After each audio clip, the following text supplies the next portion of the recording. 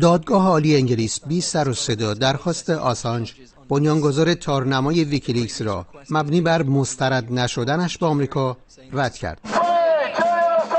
اکنون آسانژ در معرض استرداد به آمریکاست تا برای افشاگری‌های جنایات آمریکا و متحدانش به ویژه در عراق و افغانستان مجازات سنگین‌تری شود. آسانژ سال 2012 از بیم دستگیری و مجازات به سفارت اکوادور در لندن پناه برده بود و از بیم دستگیری به محض خروج مجبور شد 7 سال در سفارت اکوادور در شرایط شبه حبس به سر برد تا اینکه در توافقی پلیس انگلیس او را به زور از آنجا به زندان امنیتی بلمارش منتقل کرد. رسانه‌های انگلیس و BBC هم هیچ چیز درباره حقایقی همچون جولیان آسانژ نمیگن. او بیش از 4 ساله که در زندان بلمارش زندانیه. او جنایات جنگی آمریکا را افشا کرد و از آن زمان دولت‌های آمریکا و انگلیس در پی استرداد غیرقانونی او بودند. زندانی کردن یک فرد به جرم افشای جنایت به جای مجازات جنایتکاران نشون میده حقوق بشر در بریتانیا به تعطیلات رفته. جولیان آسانژ و پایگاه افشاگر ویکیلیکس مطالبی درباره کشتارهای غیرقانونی در کنیا، دفع زباله‌های سمی در ساحل عاج، جنایات جنگی آمریکا، وضعیت اسیران در بازداشتگاه گوانتاناموی ارتش آمریکا و عملکرد بانک‌ها منتشر کرده بود.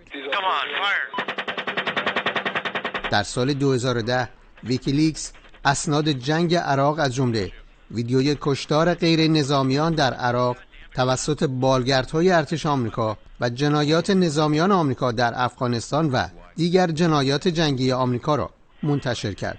ماهاست مدافعان آزادی بیان در انگلیس اقدام دولت این کشور علیه آسانژ را اقدامی ضد آزادی بیان و دموکراسی می‌دانند. تنها جرم آسانژ خبرنگاریه. همه آزادیخواهان و عدالت طلبان آزادی او را خواستارند، زیرا معتقدی محاکمه او حمله به آزادی بیان و دموکراسی. آسانژ خبرنگاره و خبرنگاری جرم نیست. حامیان آسانژ میگویند در صورت استرداد آسانژ به آمریکا او به مرگ یا حبس ابد محکوم خواهد شد. بنیاد آزادی رسانه هم از رأی دادگاه انگلیس ابراز ناامیدی کرده. اینجا در بریتانیا که خود را با غرور مادر دموکراسی مینامیم، مشکلات فراوانی بر سر آزادی بیان داریم.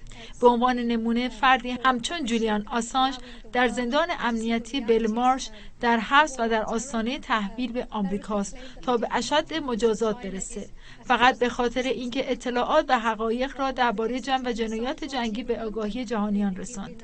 دولت ما و مقامات آمریکایی مدعی‌اند نه تنها مخالفان سیاسی خودشون رو زندانی نمی‌کنند، بلکه از فعالان حقوق بشر در جهان حمایت می‌کنند. اما پرونده آسانژ ثابت کرده که این ادعا مانند خیلی از ادعاهای دیگه غیر واقعی است. پرونده‌های نظیر آسانژ واقعیاتی است که ما در بریتانیا روبروییم. استلا آسانژ همسر جولیان آسانژ میگوید این هفته درخواست جدیدی به دیوان عالی انگلیس ارائه خواهد داد تا مانع تحویل آسانژ به آمریکا شود. رسانه‌ها در انگلیس میگویند احتمالاً این آخرین درخواست آسانژ در مخالفت با استردادش به آمریکا خواهد بود که در صورت رد آن آسانژ در آینده نزدیک به آمریکا تحویل داده خواهد شد. مجتبی قاسم‌زاده، خبرگزاری صدا و سیما، لندن.